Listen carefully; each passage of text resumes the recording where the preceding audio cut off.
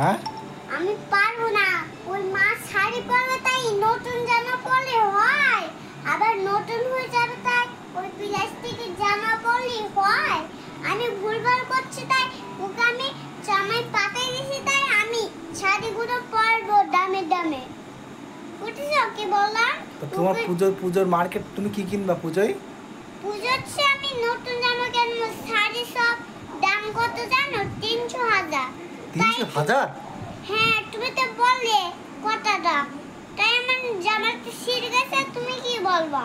আর টাকাটা খরচ করে আমার তুমি দিবা। কি প্যান্ট কিনবা? আমি হচ্ছে সিরা প্যান্ট নেব। সিরা প্যান্ট নে হয়, আমি কাজ করার দরকার আছে। তোমার কাছে টাকা কই?